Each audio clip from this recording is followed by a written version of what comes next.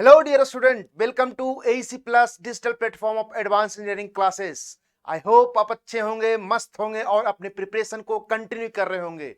आपकी प्रिपरेशन को और बूस्ट करने के लिए, इफेक्टिव बनाने के लिए AEC Plus लेकर आया है आगाज सीरीज। इसमें हम लोग देखने वाले हैं TCS ऑल ओवर इंडिया जितने भी एग्जाम कंडक्ट करवा चुकी है, हम लोगों ने सब्जेक्ट वाइज एनालिसिस करके एक सीरीज बना दिया है जिसका नाम है आगाज। यानी कि हम लोगों ने आगाज कर दिया है, अब आपकी बारी है कंटिन्यूटी बना के साथ में आप प्रैक्टिस करते रहिए और जो भी इंपॉर्टेंट पॉइंट्स है, जो भी कंसेप्ट आप नए हैं, उसको आप अपने शॉर्ट नोट्स में ऐड ऑन करते रहिए। इससे आपको 2024 में कोई भी एग्जाम अगर आप टारगेट कर रहे हैं, चाहे एसएससी जेई हो, आरआरबी जेई हो या कोई भी स्टेट एजेई हो, आपको इस सीरीज से बहुत हेल्प होने वाला है। ओके, चलिए लास्ट क्लास में हम लोगों ने आपका एयरपोर्ट इंजीनियरिंग स्टार्ट कर दिया था। इसमें क्वेश्चन देखे थे, 10 क्वेश्चन देखा था। इसमें देखे थे कि क्या क्या टीसीएस ने क्वेश्चन पूछा है।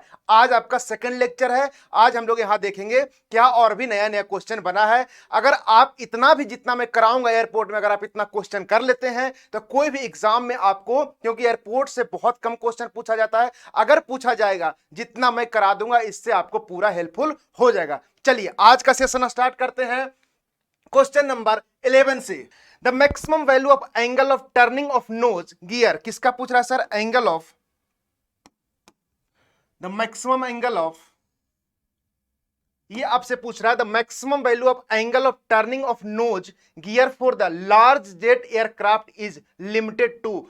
ये बताइए जो एंगल ऑफ टर्निंग नोज है उसका लार्ज एयरक्राफ्ट के लिए मैक्सिमम कितना एंगल लेंगे, आपसे इसके बारे में पूछा है। थोड़ा सा इसको हम लोग समझेंगे क्या होता है sir angle of turning of knows क्या होता है। ये आपका एयरक्राफ्ट आपको दिख रहा होगा, ये जो आगे का पॉइंट है, ये पॉइंट जो है आपका, ये जो पॉइंट है आपको इसको क्या बोलते हैं? इसको हम लोग बोलते हैं हेड गियर बोलते हैं या नोज गियर बोलते हैं, इसको नोज गियर बोलते हैं। ठीक है, ये जो है कितना मैक्सिमम एंगल टर्न करेगा इसको बोलते हैं टर्निंग ऑफ नोज गियर। ध्यान रखिएगा, ये कितना मैक्सिमम एंगल से टर्न कर सकता है। जो ये आपका एंगल शो हो रहा है, ये एंगल जो है इसको बोलते हैं sir angle of turning nose gear बोलते हैं। इसको आपको ध्यान रखना। उसके बाद इसमें पूछा जाता है कि आप मिनिमम टर्निंग रेडियस बता दीजिए। इसको हम लोग समझने की कोशिश करते हैं। जो आपका ये विंग्स है, विंग्स जो गियर रहता है कहां पे, जहां पे आपका चक्का लगा रहता है ना, वहां पे आपको गियर वहां से प्रोड्यूस होता है। तो मैं माना कि यहां पे आपका ये क्या है, सेंटर पॉइंट है। ये आपका सेंटर पॉइंट है। जो सेंटर पॉइंट है उस लाइन को बोलते हैं line throw axis of main gear. यानी मेन गियर से जो लाइन पास कर रहा है उसको बोलते हैं line throw axis of main gear बोलते हैं। अब जो है ये जो सेंटर पॉइंट है, इससे हम लोग रेडियस लोकेट करेंगे। रेडियस वो होगा जहां पे आपका अपोजिट साइड में जो विंग है, जो सबसे दूर विंग है, वहां जो जहां लास्ट पॉइंट हो रहा है उसको हम लोग कनेक्ट कर देंगे रेडियस। उसके बाद हम लोग क्या कर देंगे, ड्रॉ कर देंगे, हम लोग सर्किल ड्रॉ कर देंगे। उस सर्किल जो ड्रॉ कर रही है, यानी कितना रेडियस आपने लिया सर्किल को ड्रॉ करने के लिए, उसको बोलते हैं मिनिमम टर्निंग रेडियस बोलते हैं। आई होप आपको क्लियर हुआ होगा।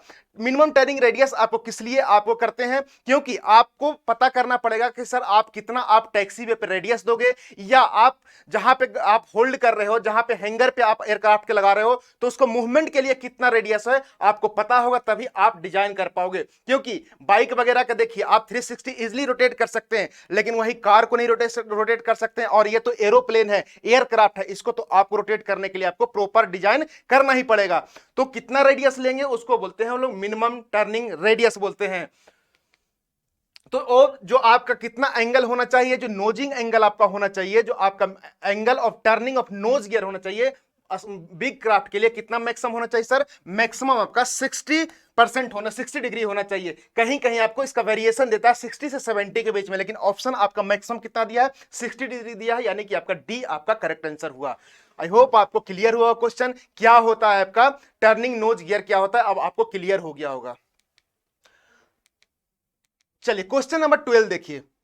The runway length after correction of elevation and temperature is 2845 metre दे दिया। यानी कि एल की वैल्यू आपका करेक्शन क्या हो चुका, दो करेक्शन आपका हो चुका, तीन करेक्शन हम लोगों ने पढ़ा था, एक टेम्परेचर के लिए, एक एलिवेशन के लिए और एक ग्रेडियंट के लिए पढ़ा था। लेकिन दो टेम्परेचर करेक्शन के बाद आपका रनवे लेंथ दे दिया है सर, कितना दे दिया सर? 2845 मीटर दे दिया है।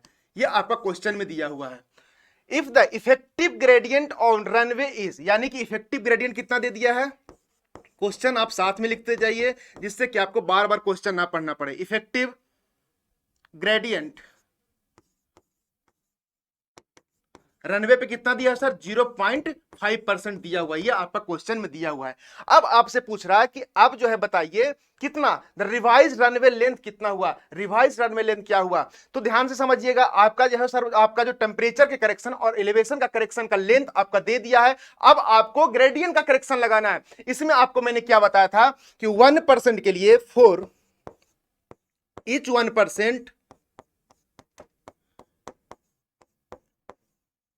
इंक्रीज रनवे लेंथ 20% आपको इंक्रीज कर देना है। मतलब 1% ग्रेडियंट के लिए आपको 20% रनवे लेंथ को इंक्रीज कर देना। अब क्वेश्चन आसान हो गया, आप सिंपली आप यहां से बना दीजिए। अब क्या होगा सर आपका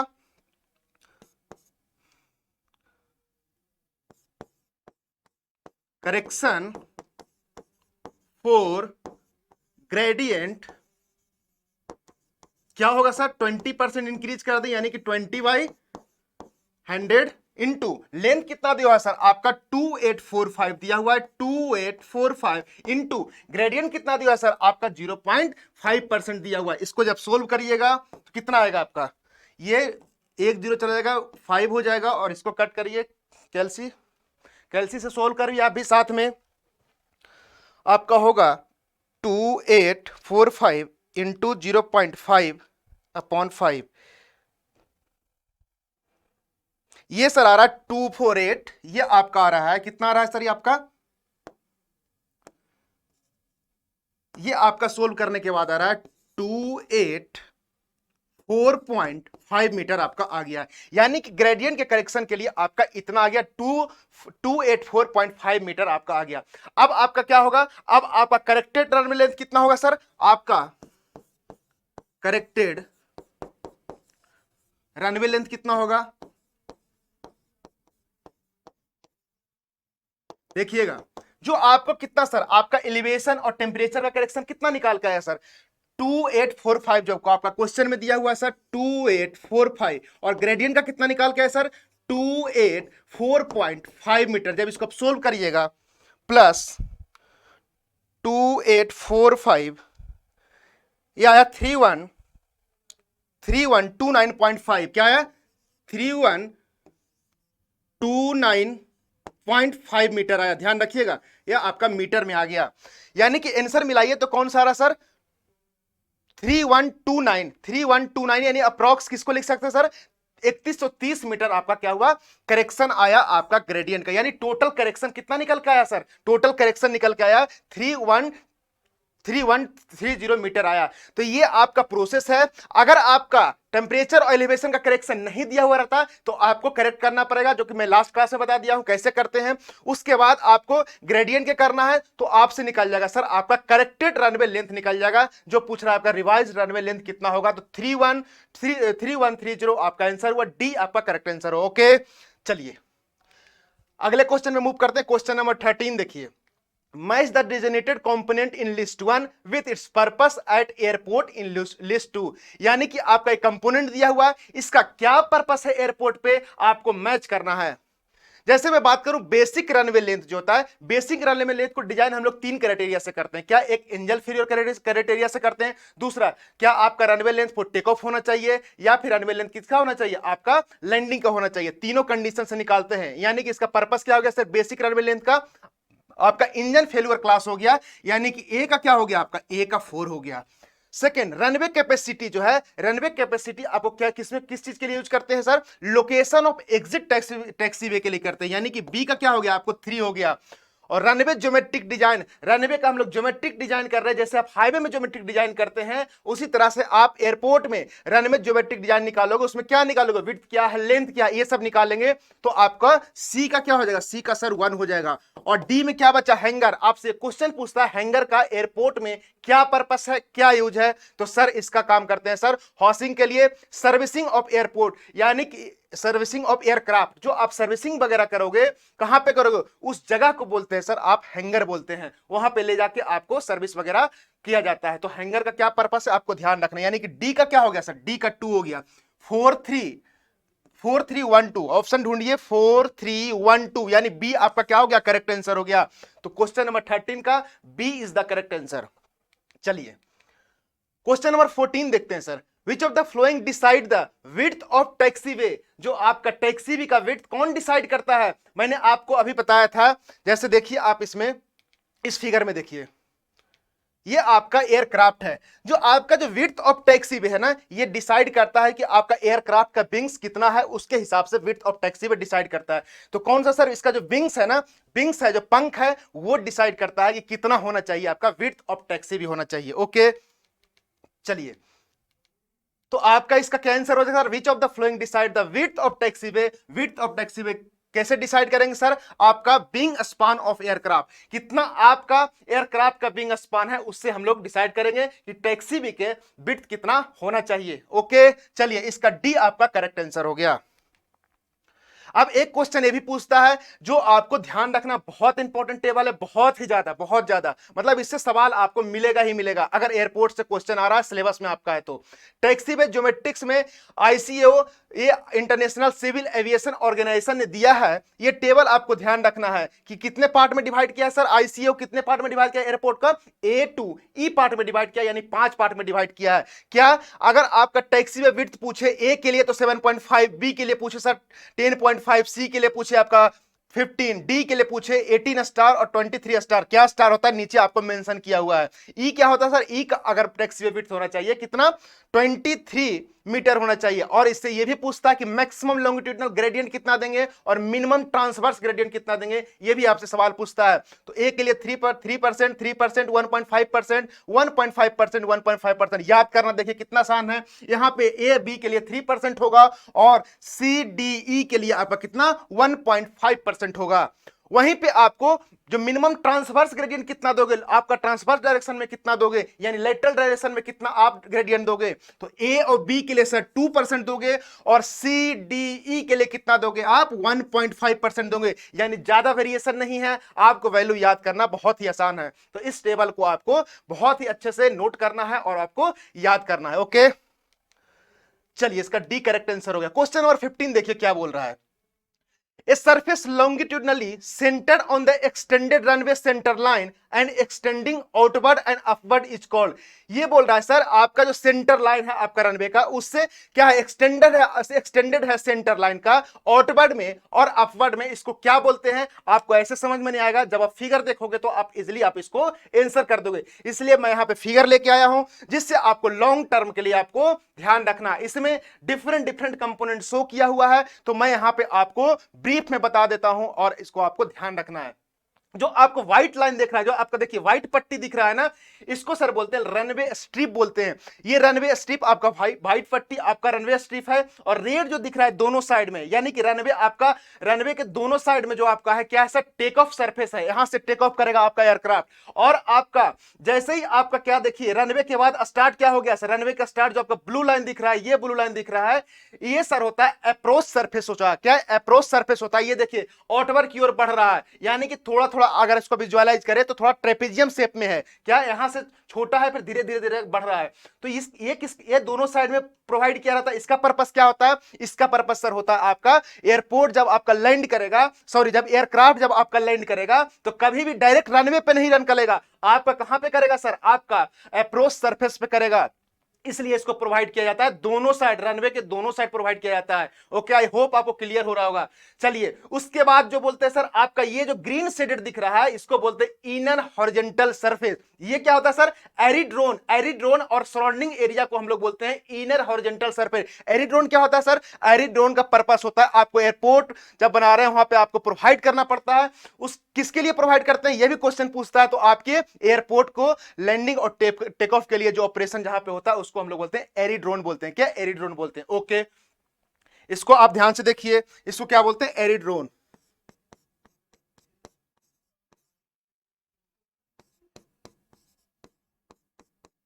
यह आपका एरिड्रोम हो गया। और एरिड्रोम का क्या पर्पस है सर? एरिड्रोम का पर्पस है जो आपका एयरक्राफ्ट है उसके आपको लैंडिंग और टेकअप के लिए यूज करते हैं। यानी कि ये वाला पार्ट जो है ना, इसको एरिड्रोम बोलते हैं। और इसका सराउंडिंग एरिया जो है ग्रीन सरफेस, इसको पूरे को अगर मैच कर दोगे, ऐड कर दोगे, तो इनर हॉरिजॉन्टल सरफेस उसको बोलते हैं। और देखिए उसके बाद सर आपका क्या दिख रहा है? कॉनिकल सरफेस दिख रहा है। कॉनिकल सरफेस मतलब थोड़ा सा फ्रस्टम टाइप का रहता है, यानी कि नीचे आपका रेडियस कम करते हैं, ऊपर बाहर की ओर आउटवर्ड की ओर आप रेडियस को इंक्रीज करते हैं। इस टाइप से बनाया जाता जाता है। उसके बाद देखिए, ये देख लीजिए उसका ट्रांजिशन सरफेस, ये जो आपका पट्टी दिख रहा है ये आपका ट्रांजिशन सरफेस है। ये रनवे लेंथ के अलोंग दिया जाता है, जो स्ट्रिप आपका उसके अलोंग दिया जाता है। कहां से कहां कनेक्ट करता है? आपका अप्रोच जोन को कनेक्ट करता है। उसके बाद आपका क्या है सर? उसके बाद आपका आउटर हॉरिजॉन्टल सरफेस है। आउटर हॉरिजॉन्टल सरफेस जो होता है सबसे बाहरी सरफेस होता है। इसमें आपका जो भी एयरपोर्ट रेफरेंस जो वहां पर का जो मीन सी लेवल से कितना एयरपोर्ट रेफरेंस है, आप जैसे मान लीजिए 200 मीटर पे आपका एयरपोर्ट बना हुआ है, मीन सी लेवल से कितना ऊंचा है? 200 मीटर है। तो ये जो आपका आउटर हॉरिजॉन्टल सरफेस है, लगभग कितना 150 मीटर ऊपर बनाते हैं। कितना? 150 मीटर ऊपर बनाते हैं। यानी कि ये बनाने से फायदा हुआ कि 150 मीटर के ऊपर जितना भी अगल बगल कंस्ट्रक्शन है ऊंचा नहीं होना चाहिए, उसकी हाइट ज्यादा नहीं होना चाहिए, नहीं तो वो ऑब्स्ट्रक्शन क्रिएट करेगा। ये ध्यान रखना है कि ये जो हाइट है उसको आपको, इस जो आपको आउटर हॉरिजॉन्टल सरफेस का हाइट कितना 150 मीटर कंसीडर करते हैं, उससे ऊपर नहीं होना चाहिए। ये सब कहां से करते हैं सर? ये सब हम लोग जोनिंग लॉ पढ़ते हैं, वहां से हम लोग ये सब चीज को डिसाइड करते हैं। तो आपको ध्यान रखना है। आगे क्या पूछ रहा है सर? आगे आपका देखिए, इसी को हम लोग जो आपका जो रनवे है व्हाइट कलर से बना था, मैंने व्हाइट से बनाया कि आपको विजुअलाइज करने में आसान होगा। और आपका जो अप्रोच सरफेस था, ये देखिए आउटवर्ड आपका क्या रहा है सर? बढ़ रहा है। यानी कि आपका ये पूरा जो है अप्रोच जोन है, जो अप्रोच जोन आपका जो स्टार्टिंग जहां से होता है उसको बोलते हैं W1 बोल रहे हैं, और ये आपका जहां एंड हो रहा है यहां पे W2, इस बीच को लेंथ को बोलते हैं सर रनवे क्लियर जोन बोलते हैं। इसका मतलब इसके बीच में किसी भी तरह का ऑब्स्ट्रक्शन नहीं होना चाहिए। इधर आप जोनिंग ला कर सकते हैं, बट यहां तक आपको ये एक्वायर करके आपको जमीन रखना पड़ेगा। यहां पे किसी भी तरह का ऑब्स्ट्रक्शन आपको नहीं होना चाहिए, ध्यान रखना है। इसको बोलते हैं रनवे क्लियर जोन, मतलब ये आपका बिल्कुल क्लियर जोन है। तो आप इसका डायमेंशन एग्जाम में कई बार पूछा है, कई बार मतलब, तो आप इसको देखिए, इसमें लिखने में कितना मेहनत और डायग्राम में लगा होगा, क्योंकि जब तक आप विजुअलाइज नहीं कर पाओगे। ये जो आपने फिगर देखा ये 3D फिगर था। क्या ये 3D फिगर था? आपने पूरा 3D फिगर देखा, क्योंकि हम लोग लाइन डायग्राम में सब कुछ शो नहीं कर सकते, इसलिए 3D में आपको अच्छे से फील होता है। मैं इस पार्ट को, रनवे को और इस पार्ट को, जो ब्लू वाले पार्ट और व्हाइट वाले को मैंने इधर आपको बनाया, और इसमें क्या क्या डायमेंशन होता है आपको ध्यान रखना है।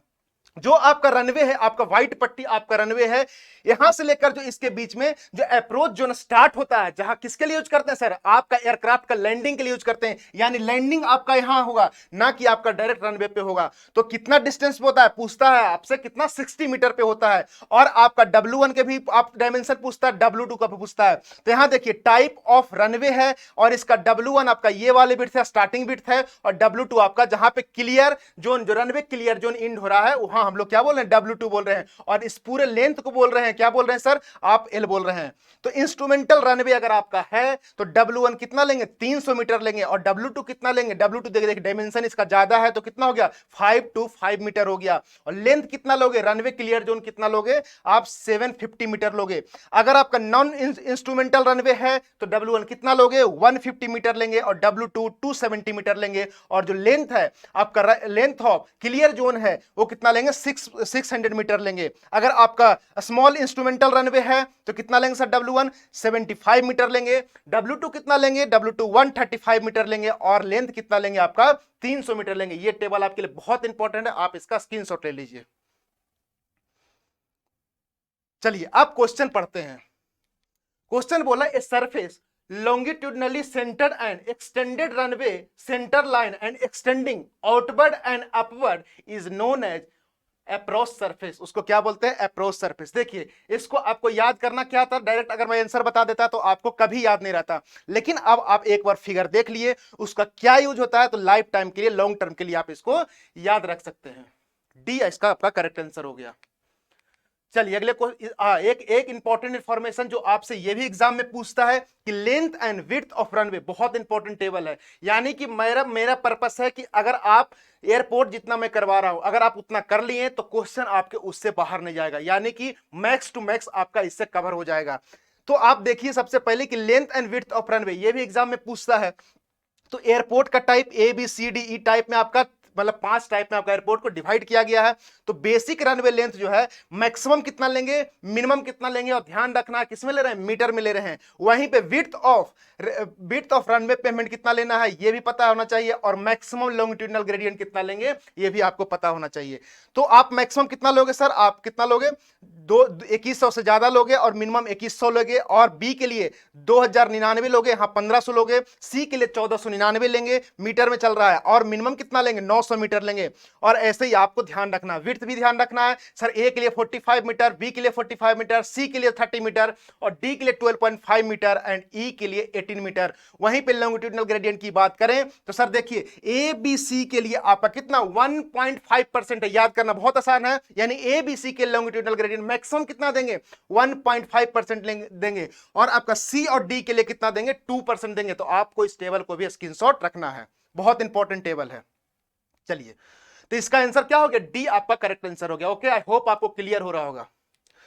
चलिए क्वेश्चन नंबर 16 देखिए क्या बोल रहा है, the percentage of time in year during which the cross wind component remains with in the limit, the percentage of time in year during which cross wind component आपका क्या विद इन लिमिट में रहे, उस चीज को क्या बोलते हैं। मैंने आपको एक बार बताया था कि जो आपका विद इन लिमिट में रहेगा उसको हम लोग बोलते हैं सर, क्या बोलते हैं, बिंड कवरेज बोलते हैं, यानी कि इस लिमिट में ही आपका क्रॉस बिंड कंपोनेंट रहना चाहिए। तो इसको क्या बोलेंगे सर, आपका बिंड कवरेज हो जाएगा। इसका आंसर बिंड कवरेज हो जाएगा, यानी कि the percentage of time in year during which cross wind component remains within limit is known as wind coverage. ध्यान रखना, इसमें आपसे पूछता है काल्म पीरियड बता दीजिए, तो काल्म पीरियड के लिए आपको आपका 100 माइनस बिंड कवरेज माइनस कर दीजिएगा, तो आ जाएगा आपका काल्म पीरियड आ जाएगा, जिसका आपका स्पीड है 6.4 किलोमीटर पर आवर से कम होना चाहिए।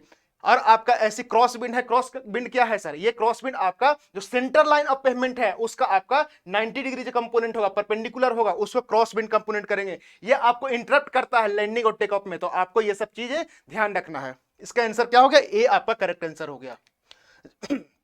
चलिए क्वेश्चन नंबर 17 देखिए, at a certain station the mean of average temperature, यानी कि आपका टीए की वैल्यू दे दिया कितना सर, आपका 25 डिग्री सेल्सियस दे दिया, ठीक है, and mean of maximum daily temperature, यानी कि टीएम की वैल्यू दे दिया, मैक्सिमम डेली टेम्परेचर की वैल्यू दे दिया कितना, 40 डिग्री सेल्सियस दे दिया। What is the airport reference temperature, important question है, कोई भी एग्जाम आप दो तो एयरपोर्ट रेफरेंस टेम्परेचर आपको निकालने आता ही आता है, चाहे तो आपसे फॉर्मूला पूछ लेगा या फिर आपसे न्यूमेरिकल पूछ लेगा। तो एयरपोर्ट रेफरेंस टाइम जो होता है सर, ये होता है TA plus TM minus TA minus TA upon 3 होता है। ये आपको फॉर्मूला ध्यान रखना है। ये आपका एयरपोर्ट रेफरेंस टेम्परेचर कैसे निकालते हैं, क्या sir, TA plus TA minus TA upon 3, maximum आपका टेम्परेचर कितना और एवरेज टेम्परेचर है अपॉन 3 कर देंगे और उसमें ऐड टीए कर देंगे, तो आपका एयरपोर्ट रेफरेंस टेम्परेचर निकल जाएगा। अब क्वेश्चन बहुत सिंपल हो गया क्योंकि फॉर्मूला में आपको पुट करना है। तो टीए कितना है सर, 25 डिग्री सेल्सियस है, प्लस ये कितना, टीए माइनस टीए कितना, 40 माइनस 45 हो जाएगा, 40 माइनस 25 हो जाएगा अपॉन 3। इसको जब सोल्व करोगे आप 40 माइनस 25 अपॉन 3 प्लस 25, 30 आ रहा है सर, ये आपका 30 डिग्री टेम्परेचर आ गया, 30 डिग्री सेल्सियस, यानी कि उस स्टेशन पे आपका एयरपोर्ट रेफरेंस टेम्परेचर कितना हो गया सर, 30 डिग्री सेल्सियस हो गया, यानी कि ऑप्शन क्या हो गया, डी आपका करेक्ट आंसर हो गया। कुछ भी नहीं है, बस ये फॉर्मूला आपको ध्यान रखना और फॉर्मूला पुटिंग कर देना। एग्जाम में आपसे ये भी पूछता है या फिर आपसे न्यूमेरिकल पूछ सकता है, आपको ध्यान रखना। चलिए, D is the correct answer of this question.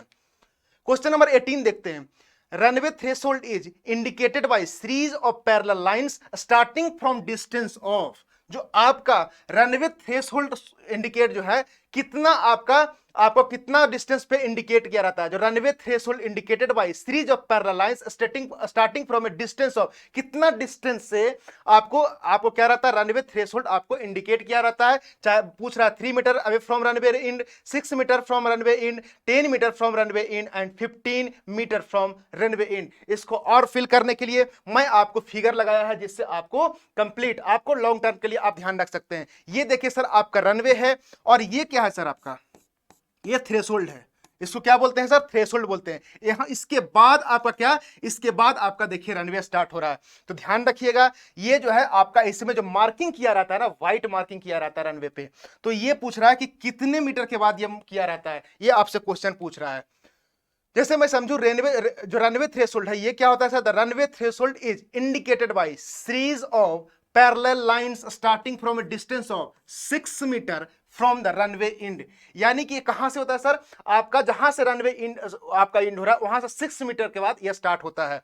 The threshold marking are in the form of strips 3.6 metre wide, यानी जो आपने स्ट्रिप दिया उसका वाइड कितना दोगे? आप पेंट जो करोगे कितना करोगे सर? आप 3.6 मीटर करोगे, और उसका जो डिस्टेंस दो, उसका जो क्लियर डिस्टेंस दोगे, यानी एक स्ट्रिप आपने दिया, फिर दूसरा जो मार्क करोगे उसके बीच का गैप दे रहा है 0.9 मीटर दोगे।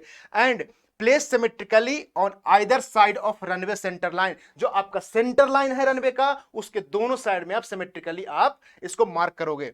फिर उसके बाद देखिए इसमें इंपॉर्टेंट पॉइंट एक क्या है sir? Marking in runway, marking of taxiway is done in yellow colour. जो आप मार्किंग करोगे टैक्सीवे में, कौन से कलर में पूछता है एग्जाम में? आपका येलो कलर में करोगे।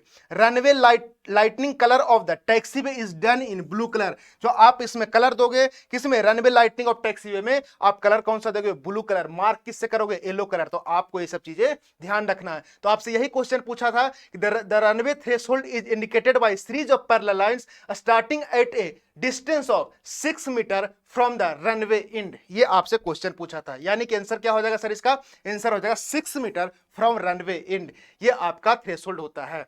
तो आपको ध्यान रखना, ये फैक्चुअल डेटा है, आपको ध्यान रखना है। इसके लिए मैंने फिगर लगा दिया कि आप इसको क्या थ्रेशोल्ड होता है, क्या रनवे होता है, आप रिलेट कर सको। ओके, चलिए इसका आपका बी करेक्ट आंसर हो गया। क्वेश्चन नंबर 19 देखिए, consider the flowing data of designing of A taxiway. किसको डिजाइन करना है आप? टैक्सीवे को डिजाइन कर रहे हैं फॉर ऑपरेटिंग बोइंग 707-320 एयरप्लेन का नाम है, जो क्या है? बोइंग एयरप्लेन है 707 और 320 एयरप्लेन है। उसका जो आपका व्हील बेस दिया है 17.70 मीटर दिया है। Thread of main loading gear दिया है 6.62 मीटर दिया है। टर्निंग स्पीड दिया है, यानी आपका क्या दे दिया है? आपका वी दे दिया है सर कितना? 40 kilometre per hour, 40 kilometre per hour. Okay, coefficient of friction between tyres and pavement, friction की वैल्यू दे दिया है कितना? 0.13 दे दिया है।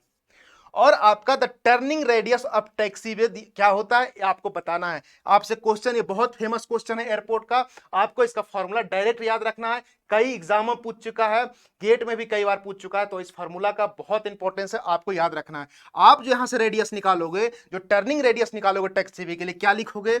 v² upon 1/5 into F. ये फॉर्मूला आपको ध्यान रखना है।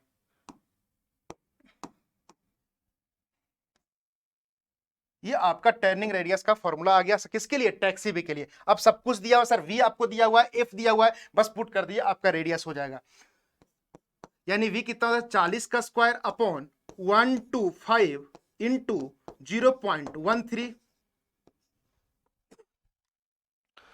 40 का स्क्वायर अपॉन 1/5 इंटू 0.13।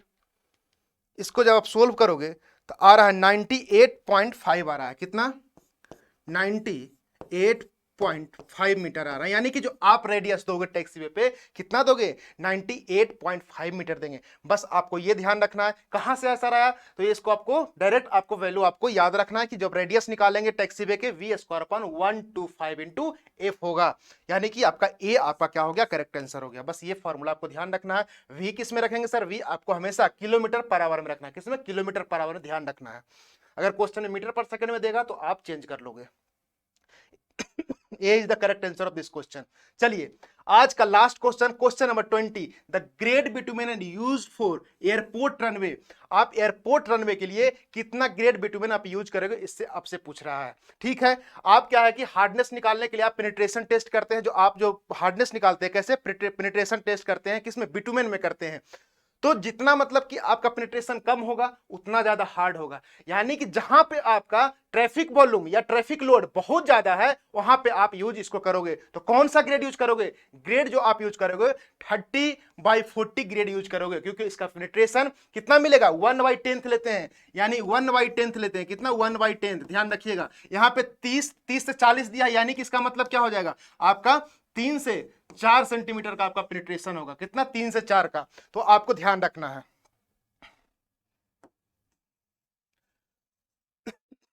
यानी कि जो भी आपका दिया होगा 30/40, यानी कि उसका 1/10 पार्ट हम लोग ले लेंगे। कितना? 1/10 पार्ट ले लेंगे। तो जितना पेनिट्रेशन कम होगा यानी कि उतना अच्छा हार्डनेस आपका होगा। तो जो आप एयरपोर्ट बना रहे हैं, वहां पे जो रनवे आप प्रोवाइड कर रहे हैं, जो वहां पे आप रनवे पे जो बिटुमिनस आप ले कर रहे हैं, उसका आपका स्ट्रेंथ अच्छा होना चाहिए, क्योंकि लोड आपको जो ट्रैफिक लोड ज्यादा है तो उसको बियर कर सके। इसलिए हम लोग 30/40 आप ग्रेड ऑफ बिटुमेन यूज करोगे। ध्यान रखना है, बहुत इंपॉर्टेंट क्वेश्चन है। यानी ए आपका करेक्ट आंसर हो गया। ओके, चलिए ए इज द करेक्ट आंसर। आपका काम है रिवीजन करिए और साथ में जो भी इंपॉर्टेंट पॉइंट मैं यहां पे ऐड कर रहा हूं उस बुलेट पॉइंट को अपने शॉर्ट नोट्स में ऐड ऑन करते जाइए। चलिए, आपके लिए इंपॉर्टेंट इंफॉर्मेशन है। अगर आप फ्रेशर हैं, फर्स्ट टाइम प्रिपरेशन कर रहे हैं और चाहते हैं कि एक साल में 2024 में अगर आप एक सीट फिक्स करना चाहते हैं बिना टाइम वेस्ट किए, तो एईसी प्लस आपके इस जर्नी को स्मूथ करने के लिए आया है डिफरेंट डिफरेंट कोर्सेज। अगर आप टेक्निकल एजेई के लिए तैयारी कर रहे हैं तो आपके लिए है विजय बैच। इसमें आपको टेक्निकल के साथ साथ नॉन टेक भी आपको पढ़ाया जाएगा। अगर आप एसएससी जेई 2024 टारगेट कर रहे हैं तो उसके लिए बैच 1 है। इसमें आपको कंप्लीट प्रिपरेशन कराई जाएगी सीबीटी 1 की और सीबीटी 2 की, जिसमें आपको टेक्निकल और नॉन टेक्निकल दोनों मिलने वाला है। मध्य प्रदेश एई के लिए आपको प्रहार बैच है। इसमें टेक्निकल के साथ साथ आपको क्या, आपको इसमें मध्य प्रदेश जीके भी मिलने वाला है। आरआरबी जेई का जो आपका ऑफिशियल कैलेंडर आ चुका है, उसके लिए बैच है सर तेजस बैच है। सीबीटी 1 की कंप्लीट प्रिपरेशन आपको इससे हो जाएगा। आपका अभी से आप प्रिपरेशन करते रहिए, जिससे आपका नॉन टेक अगर एक बार अच्छे से कंप्लीट कर लेंगे तो आपका डिफरेंट एग्जाम में आपका काम आएगा। अब इंजीनियर्स कम्युनिटी का क्या है सर? नॉन टेक क्या होता है सर? वीक होता है। तो आप नॉन टेक को भी स्पेशल अपने साइड से आप क्या कर सकते हैं, अभी से इंप्रूव कर सकते हैं। उसके लिए हम लोगों ने अलग बैच बना दिया है जिसका नाम है नॉन टेक महापैक, और यहां से आप अपने को स्ट्रॉन्ग कर सकते हैं। एक बैच है सर टारगेटेड बैच है एसएससी जेईई 2024 के लिए। इसमें आपको क्या मिलेगा? डिजिटल बोर्ड पे आपको रिकॉर्डेड फॉर्म में लेक्चर मिलने वाला है, तो आप इसको भी देख सकते हैं। अब इंपॉर्टेंट क्या है कि आपके लिए बहुत सारे बच्चे को क्वेरी रहता है कि सर मैं चाहता हूं कि एग्जाम में 3 महीना बचा हुआ सब्जेक्ट को रिवीजन करना चाहते हैं, रिकॉल करना चाहते हैं, और एग्जाम से पहले आपको पता है कि रिवीजन जो आपका सबसे इंपॉर्टेंट रोल प्ले करता है। तो उसके लिए एईसी प्लस लेकर आया है आपके लिए फास्ट ट्रैक बैच, जो कि क्रैश कोर्स के फॉर्म में होगा। इसमें आपको टेक्निकल के साथ साथ नॉन टेक्निकल पढ़ाया जाएगा क्रिप्स मैनर में, यानी नोट्स बनाने की जरूरत नहीं है। आप यहां सब्जेक्ट को फटाफट रिकॉल करिए और आप प्रैक्टिस करिए और टेस्ट दीजिए। ओके, यहां तक हो गई पढ़ाई, आपने थ्योरी कंप्लीट कर लिया। अब सबसे इंपॉर्टेंट है क्योंकि क्वेश्चन लगाना, क्वेश्चन नहीं लगाओगे तो आपका सिलेक्शन नहीं होगा। तो क्वेश्चन को लगाने के लिए हम लोगों ने सारी मेहनत की है, क्योंकि आप जो एग्जाम मैक्सिमम जो एग्जाम है टीसीएस करवा रही है, टीसीएस का पैटर्न आप देख चुके होंगे, क्वेश्चन रिपीट नहीं होता है। यानी कि जो टीसीएस आपका फोबिया है, जो टीसीएस का डर आपके मन में बैठा हुआ है, हम लोगों ने उसका सॉल्यूशन निकाला और प्रैक्टिस बैच बना दिया। अगर आप जेई को टारगेट कर रहे हैं तो उसके लिए सर अभ्यास जेई बैच है। इसमें लगभग हम लोग देखने वाले हैं 5000 क्वेश्चन देखने वाले हैं। कितना? 5000, यानी टीसीएस का सारा क्वेश्चन मिल जाएगा, साथ ही साथ आपको स्टेट जेई का भी क्वेश्चन मिल जाएगा और टेक्निकल प्लस नॉन टेक्निकल मिल जाएगा। यानी नंबर ऑफ क्वेश्चन बहुत ज्यादा है। और आप सीरीज में देख रहे होंगे कि हम लोग क्वेश्चन को सिर्फ ऑप्शन टिक नहीं करवा रहे, ऑप्शन टिक कराने वाले बहुत सारे यूट्यूबर मिल जाएंगे, लेकिन यहां पे आपको क्या है कि डिटेल में बताया जा रहा है, जिससे आपको आने वाले एग्जाम में बहुत हेल्प होने वाला है। और क्या क्या क्वेश्चन कनेक्ट हो सकता है, बन सकता है, इससे आपको बहुत हेल्प होने वाला है। अगर आप सब दोनों टारगेट करना चाहते हैं एई जेई के लिए, तो अभ्यास एई जेई बैच है। इसमें हम लोग कितना आपको 8000 से ज्यादा क्वेश्चन प्रैक्टिस कराने वाले हैं। एड ऑन क्या हुआ सर? आपको जो आपको इधर क्वेश्चन मिल रहा था, इसमें एड ऑन हुआ पीएसयू का क्वेश्चन एड ऑन हो गया। साथ में आपका जितना भी स्टेट ए का एग्जाम हो उसका भी क्वेश्चन आपका यहाँ पे हम लोग क्लब कर दिए और उसका डिटेल सॉल्यूशन में दिए। तो आप अगर इतने क्वेश्चन लगा लेते हो तो क्वेश्चन के लिए इधर उधर भटकने की जरूरत नहीं है। आप यहां से पूरा क्वेश्चन प्रैक्टिस कर लिए, देन आप टेस्ट दे सकते हैं। अगर आपका पर्टिकुलर सब्जेक्ट कोई भी वीक है, कोई भी आप ब्रांच से, सिविल, मैकेनिकल, आप इलेक्ट्रिकल से, तो आप पर्टिकुलर सब्जेक्ट को भी सर अपने को स्ट्रॉन्ग कर सकते हैं।